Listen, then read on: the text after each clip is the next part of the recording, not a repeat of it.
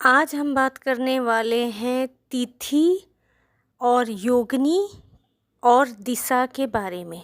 यानी कौन सी तिथि में कौन सी योगिनी कहाँ कौन दिशा में रहती हैं।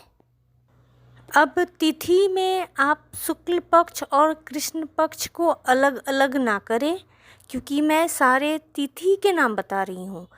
आप इस जानकारी को शुक्ल पक्ष या कृष्ण पक्ष दोनों में ले सकते हैं। जैसे कि अगर मैं द्वितीय तिथि बोल रही हूँ तो इसमें आप शुक्ल पक्ष भी सेम वही इन्फॉर्मेशन है, कृष्ण पक्ष में भी सेम वही इन्फॉर्मेशन है। और जो योगिनी के बारे में है तो यहाँ योगिनी कुछ नाम देकर बताया गया है जो पहले मैंने नहीं सुन रखा था। वो नाम मातृका के रूप में मैं जानती थी, लेकिन योगिनी के नाम पर सेम वही नाम होते हैं ये मैं नहीं जानती थी। लेकिन मुझे एक बुक यानी किताब से ये इन्फॉर्मेशन मिली थी, तो मैंने अपनी डायरी में लिख लिया था, जिसको आज मैं आपसे शेयर कर रही हूँ।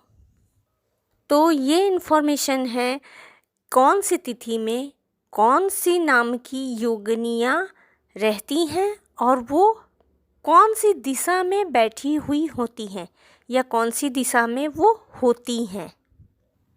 अगर आप नए हैं मेरे चैनल में तो मेरे चैनल को सब्सक्राइब करें, क्योंकि बहुत सारी जानकारियाँ आपको इस चैनल पर मिलेंगी। तो शुरू करती हूँ। प्रथम तिथि यानी जिसको प्रतिपदा तिथि बोला जाता है, इस तिथि में ब्रह्मानी योगिनी पूरब दिशा में होती हैं। अब दूसरा द्वितीय तिथि के दिन माहेश्वरी योगिनी उत्तर दिशा में होती हैं। अब बात करते हैं तृतीय तिथि के बारे में। इस तिथि में वैष्णवी योगिनी अग्नि कोण में रहती हैं। अब बात करते हैं चतुर्थी तिथि के बारे में।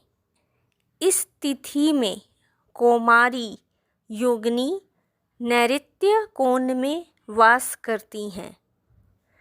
अब बात करते हैं पांचवी तिथि के बारे में, जिसको पंचमी तिथि बोलते हैं।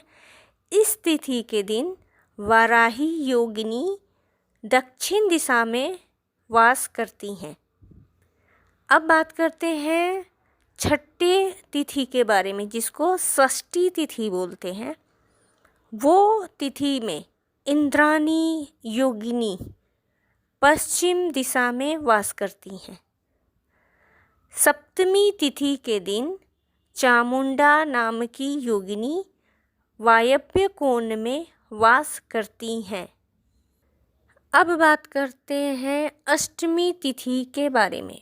अष्टमी तिथि में महालक्ष्मी योगिनी ईशान कोण में वास करती हैं।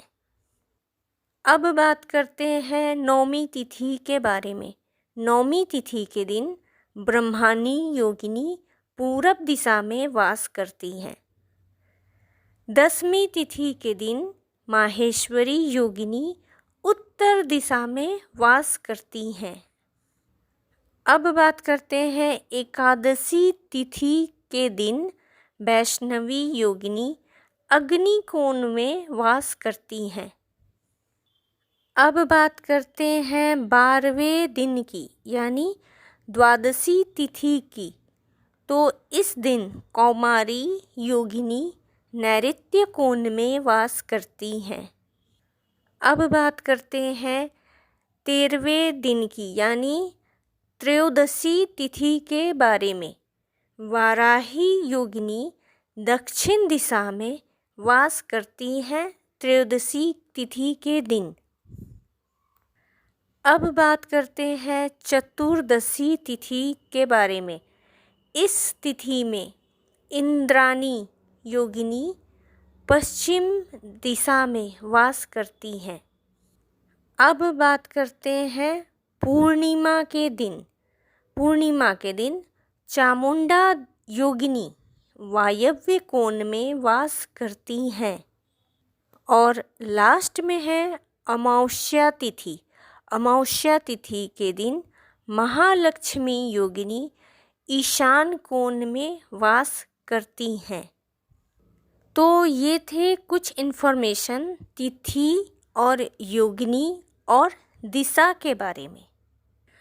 अगर आपको ये इन्फॉर्मेशन अच्छी लगी होगी तो मेरे वीडियो को लाइक करें और अपनों के साथ शेयर ज़रूर करें।